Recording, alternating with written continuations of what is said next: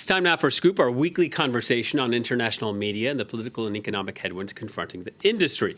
We look at who shapes a narrative, explore journalistic ethics, and ask the reporters the difficult questions. With trust in the press at a nadir, it's a critical eye on a critical profession.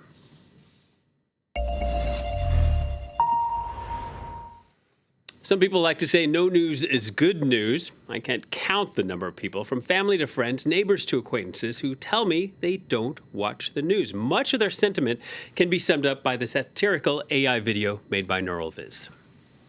Breaking news, everything is bad. It's just as terrible as you imagined, and probably worse. With more, we go to Tom Lee Cruz. Tom Lee. We're all in danger, Dan Lee. Jesus Christ, what can we do? Absolutely nothing. It was good knowing you, Tom Lee. I can't say the same. That was unnecessary. We're just now getting in reports that all the children have exploded. They will be missed. Let's check in with Olivia Lee Rodrigo. Olivia Lee, where are you? That's none of your business. Do you hear that? Cut the music. Do you hear that? What do you hear? That's the sound of us slowly dying. Can you hear it? I can hear it. It's louder in my left ear.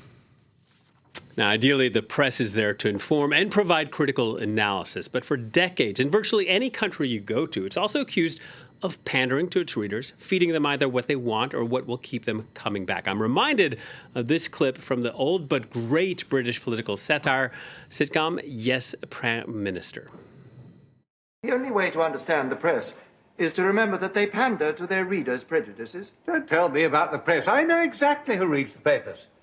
The Daily Mirror is read by people who think they run the country. The Guardian is read by people who think they ought to run the country. The Times is read by the people who actually do run the country. Prime Minister, what about the people who read The Sun? Sun readers don't care who runs the country as long as she's got big tits. Well, headlines are often depressing. The state of the world in many places is infuriating, and this has an effect on all of us. Take a look. Breaking news after the major U.S. strikes. The saying goes, the news never sleeps. But with so much at our fingertips, it's easy to get fatigued. News fatigue is defined as a state of emotional and mental exhaustion, and it's caused by consuming or being exposed to a large amount of news, especially negative or distressing news. Dr. Don Grant points to the rise of smartphones and the 24/7 news cycle as turning points. Now social media can deliver headline after headline with little context and sometimes from sources that lack credibility. And this isn't anecdotal. There's data from around the world on news fatigue and its weight. Last month's Digital News Report found that the proportion of people with high interest in news has fallen across every age group. And that study from 17 different markets covering Europe, parts of the Americas, Australia, and Japan. Worldwide, the average is 40% say they sometimes or often avoid the news. That's up from 29% in 2017. That is the highest figure ever recorded, along with last year. Avoidance is highest in Bulgaria, lowest in Nordic countries, as well as in Taiwan and Japan. And the top reasons for avoidance was that news has a negative effect on people's moods, followed by the feeling of being worn out, and then too much coverage of conflict or politics. For more, let's bring in our guest, Professor Charlie Beckett, head of journalism and AI project at the London School of Economics. Hello to you, Charlie. Thank you for joining Scoop. First of all, why is there so much news fatigue, and what is news fatigue?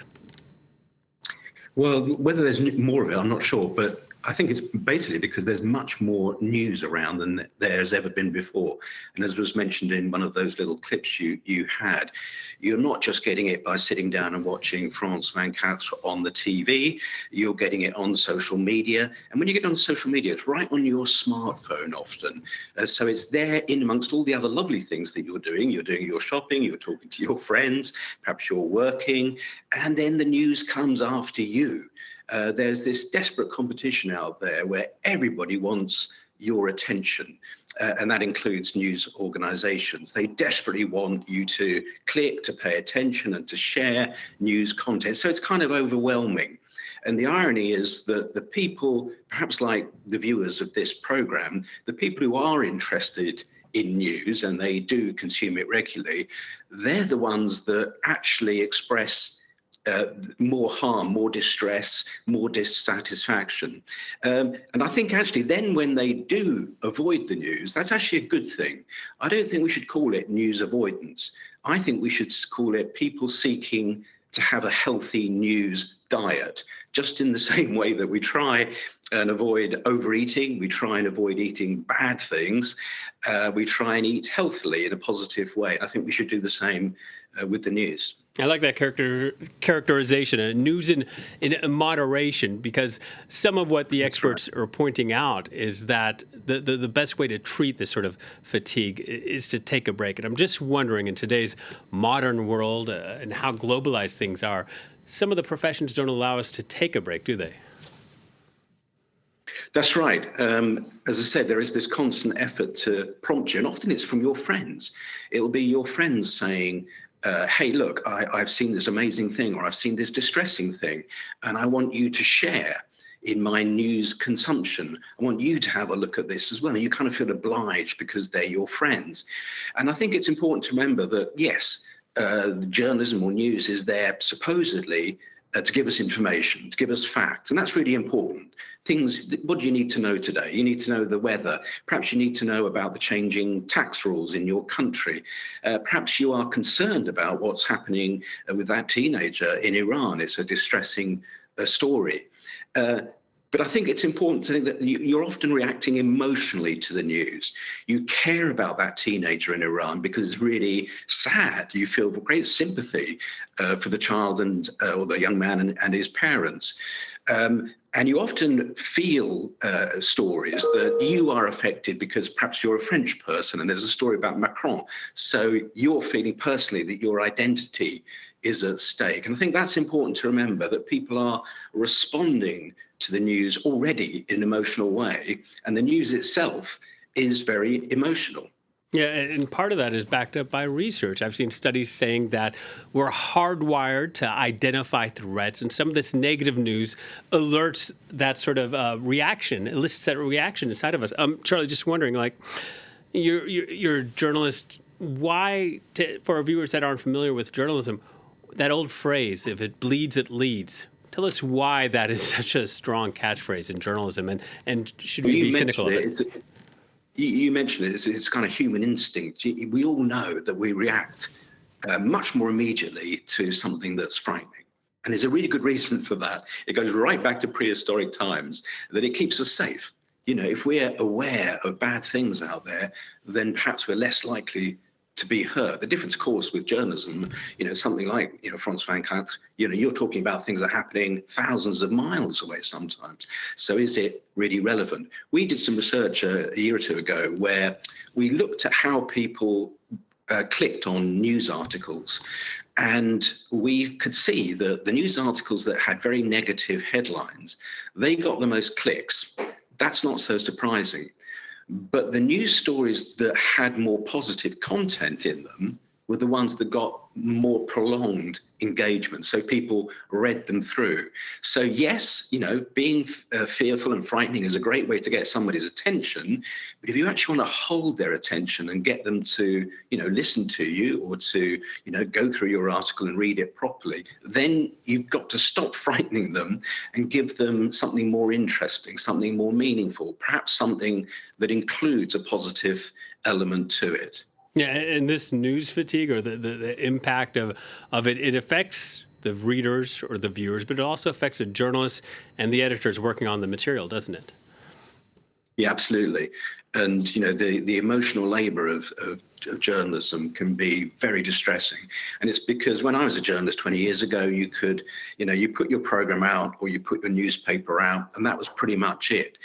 But now it's continual. You're working 24/7, and not just that, but your audience is constantly speaking back to you, and other people are constantly speaking back to you on social media mainly, and usually it's quite negative. So, you know, you're right in the middle of a kind of journalistic battlefield with lots of people who have different opinions and don't particularly, or some of them who don't particularly like the way you've reported. So there's a lot of pressure upon journalists. And when I talk to them, they're very keen actually not to always be negative. They say, you know, we are trying really hard to include positive elements, more inspirational elements in our storytelling. I'll give you one example.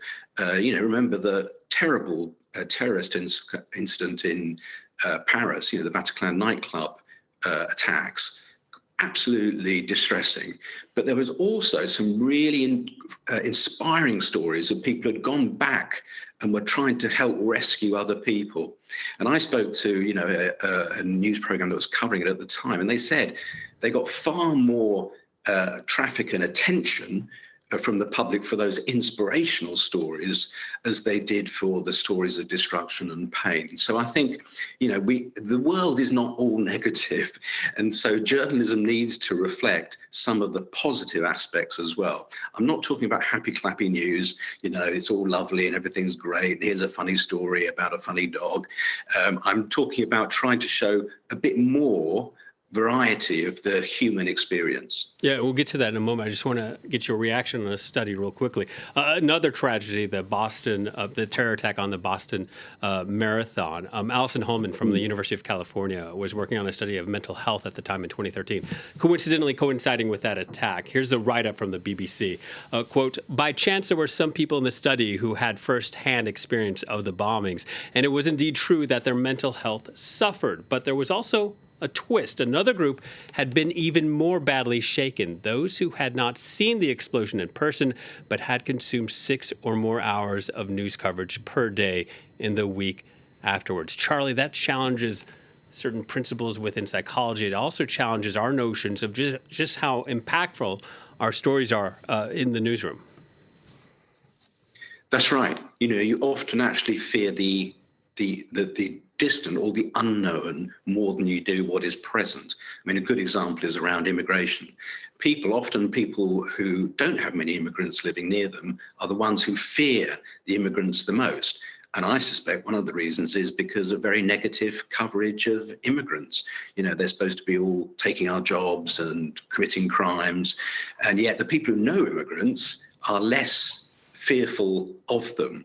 So indeed, media has this way of setting an agenda, framing an agenda, and of course playing to people's fears and prejudices. So there is a kind of responsibility there, I think. And back to what you were saying earlier, some advocates are pushing for what's called solutions-based or solutions-focused journalism. This can sound like a gimmick, but if you look at it closely, it's just saying we're going to take reporting beyond just highlighting a problem and try to find what alternatives there are. Is that right? That's right, and it's a real movement that has been pushed in the last 15 years or so, actually. This isn't a new problem at all. I think it's very good. I think in a way, it's just good journalism, actually, that if all you do is spread fear and horror and distress, then you are not representing the world properly. A proper story tells you that in the round what is happening. And that, as I said, with the Bataclan story, even the worst kind of story can include positive elements. And part of the sort of constructive, positive news technique is to do other things. It's to give a bit of context, to see, well, is this the worst ever thing that could have happened? But then also to think of possible ways of addressing it. So, yep, we've got a problem with climate change. We've got terrible forest fires. We've got the terrible fires in Marseille, for example. But so what can we do about this? What are the steps that people are taking, both to prevent perhaps the fires directly, but also to what can we do, what can society do to address, for example, climate change? So it's not a question of suddenly, completely going happy clappy and pretending that everything's lovely in the world.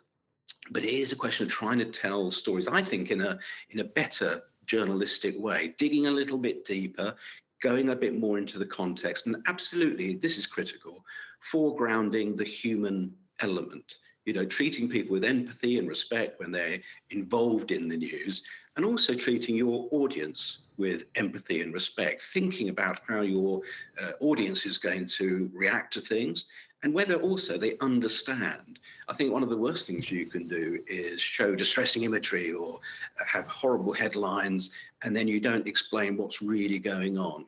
Again, research shows that the more people know about something, the less they're going to be upset or frightened by it. Good words to end on. Charlie, thank you so much for your time. Charlie Beckett, professor at the London School of Economics. Thank you. And that brings us to our quote of the week, and it comes from a New Yorker cartoon. You either love them or hate them. This one is from Barbara Smaller on April 22nd. Quote, "You do realize that just because you stopped watching the news doesn't mean it stopped happening." That's it for this edition of Scoop. Thank you for watching, and please stay tuned to France 24.